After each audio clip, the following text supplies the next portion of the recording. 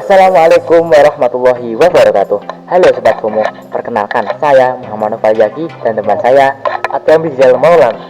Kami dari SMK Nurul Falki Islamic Boarding School. Kami akan mempresentasikan hasil proyek kami yang berjudul Otomasi Industri Cengkaruk 4.0 dalam mata lomba PLC and SCADA. Halo teman-teman, apakah kalian tahu apa itu cengkaruk? Cengkaruk adalah makanan khas lokal daerah Semarang yang dibuat dari beras kering yang masih layak olah, lalu digoreng dan diberi bumbu. Pasti kalian bertanya-tanya, mengapa sih harus cengkaruk? Karena di lingkungan pondok kami, data darinya terdapat nasi kering yang masih layak olah. Oleh karena itu, kami mempunyai ide untuk mengolah nasi kering tersebut menjadi snack, yaitu snack cengkaruk. Tanpa berlama-lama, marilah kita langsung saja melihat sistem kerja hasil proyek kami. Di sini ada program leader diagram, lalu di sisi kanan ada HMI. Langsung saja kita menuju ke HMI bagian kedua. Di sini terdapat kontrol sistem, ini adalah monitoring. Lalu di sini di halaman kedua juga sama, di sini ada proses. Mari kita jelaskan satu persatu. Pertama, kita memiliki tangki nasi kering atau nasi aking, bisa disebut nasi aking ya. Lalu di sini ada wajan penggorengan, di sini ada tangki minyak, di sini ada blower untuk pengeringan, di sini ada konveyor, di sini ada mesin pembumbuan, di sini ada konveyor lagi. Lalu kita lanjut, di sini ada konveyor, di sini ada mesin pengemas, lalu ada sensor berat, lalu ada sensor besi, lalu di sini ada pendeteksi barang bagus, lalu di sini ada mesin pengempakan. Selanjutnya di sini ada mesin penyagelan, lalu di sini ada data keluaran kardus. Lalu kembali lagi ke halaman awal. Sebelum sistem diaktifkan, maka lampu merah akan menyala, lampu off. Lalu ketika PB on ditekan, maka lampu on hijau akan menyala dan lampu off akan mati. Di sini sistem dalam keadaan standby. Sebelum kita mulai sistem, ada dua syarat hidup yang harus dipenuhi terlebih dahulu. Yang pertama adalah kita harus mengisi tangki nasi terlebih dahulu. Jika tangki nasi dan target produksi belum diisi datanya, maka kita belum bisa untuk dimulai. Kita ditekan di sini tidak ada apa-apa. Lalu kita memulai untuk mengisi nasi dahulu dengan input analog. Oh ya, kita di sini juga menggunakan 4 sensor analog. Yang pertama digunakan untuk suhu minyak, mengukur suhu minyak. Yang kedua untuk mengukur ketinggian minyak di sini. Lalu yang ketiga digunakan untuk mengisi ketinggian nasi, mengukur ketinggian nasi. Lalu yang keempat untuk sensor berat.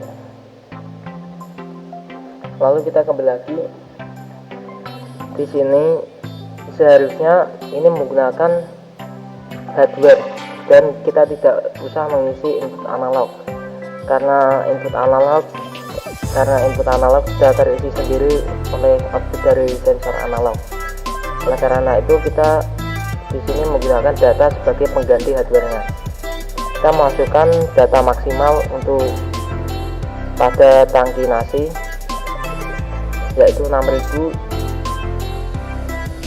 Maka di sini akan diproses di program scaling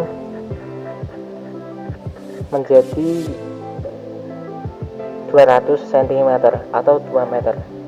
Nah, di ladder diagram ini akan menyederhanakan nilai dari output analog menjadi heksa, sehingga dapat mudah dibaca oleh PLC. Di sini Nah, ini outputnya menjadi 200 hexa. Lalu syarat selanjutnya yaitu kita harus mengisi target produksi harian. Di sini kita mengisi 10 kardus keluaran untuk target harian kita hari ini. Lalu kita kembali lagi ke halaman awal. Setelah kedua syarat tersebut sudah terpenuhi, maka tombol start bisa ditekan. Nah, ketika tombol start ditekan, maka lampu start akan hidup dan kompor juga akan menyala. Ketika wajan masih kosong, maka pompa minyak otomatis akan menyala dan mengisi wajan tersebut hingga penuh. Maka di sini kita akan masukkan ketinggian maksimal dari minyak tersebut. Di sini tertulis 100 cm atau 1 meter. Lalu selanjutnya setelah minyak terisi penuh, maka kita harus menunggu suhu minyak standar untuk menggoreng. Ketika suhu sudah mencapai suhu standar, maka di sini input analognya 2100 disederhanakan menjadi 175. Ketika suhu sudah mencapai suhu standar yaitu di atas 170, maka sistem akan berjalan seperti ini. Di sini ada konveyor gantung. Di sini keranjang akan menggantung dan berjalan. Ketika sensor 2 dan sensor 1 mendeteksi adanya keranjang di bawahnya, maka valve akan terbuka. Lalu ketika sensor 2 sudah tidak mendeteksi keranjang, maka valve akan tertutup. Lalu nasi aking berjalan menuju ke penggorengan. Di penggorengan ini akan melakukan proses penggorengan secara berjalan. Ketika sudah selesai pada proses penggorengan, maka cengkaruk terdeteksi oleh sensor 12 yang akan menghidupkan blower. Di sini terjadi proses pengeringan sehingga minyak sudah sedikit. Lalu setelah melewati proses pengeringan, maka keranjang otomatis akan menumpahkan cengkaruk ke konveyor. Setelah jatuh di konveyor, maka cengkaruk akan menuju ke pembubuhan. Sebelum memasuki pembubuhan, cengkaruk akan terdeteksi oleh sensor 3. Ketika sensor 3 mendeteksi cengkaruk, maka mesin pembubuhan akan hidup.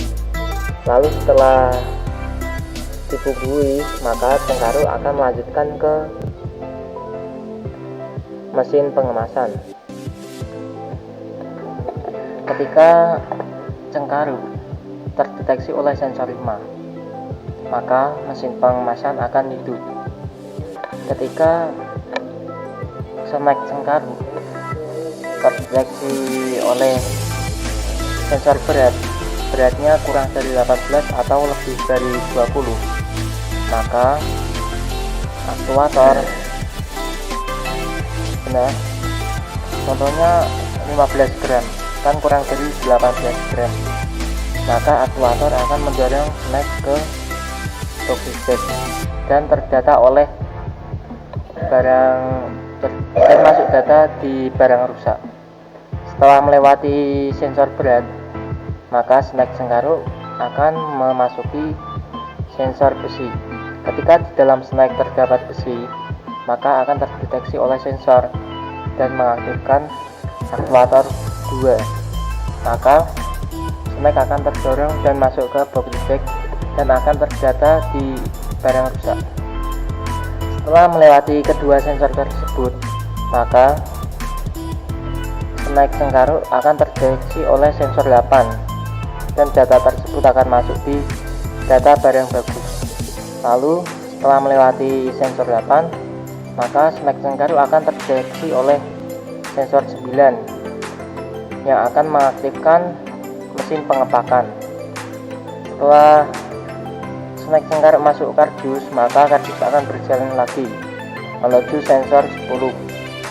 Ketika kardus terdeteksi oleh sensor 10, maka mesin penyegelan kardus akan bekerja atau hidup. Setelah kardus selesai disegel, maka kardus akan menuju ke sensor 11. Ketika sensor 11 mendeteksi kardus yang sudah selesai disegel, maka data tersebut akan masuk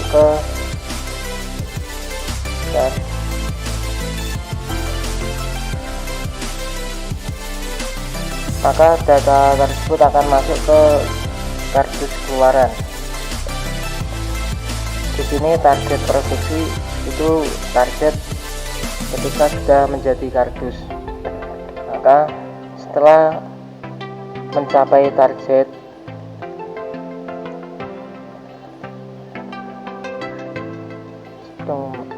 tunggu sebentar karena nge-lag. Kita kembali lagi, kan tadi sudah memenuhi target, maka valve akan tertutup dan tidak bisa terbuka. Maka produksi cengkaruk akan terbatas sampai sini. Cengkaruk nasi aking akhir akan menuju ke penggorengan, lalu menuju ke pengeringan, setelah itu menuju konveyor, lalu menuju mesin pembubuhan.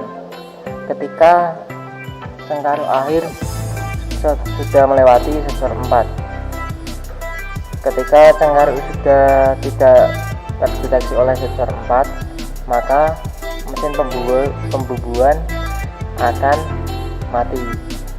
Lalu cengkaruk melewati mesin pengemasan, melewati mesin berat, dan melewati mesin besi.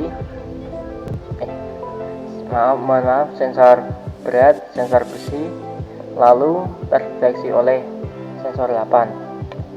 Di saat terdeteksi oleh sensor 8, di sini ada set timer. Ketika cengkaruk terakhir melewati sensor 9, maka timer akan berjalan selama 10 detik untuk menonaktifkan sistem, dan otomatis sistem di sini sudah selesai.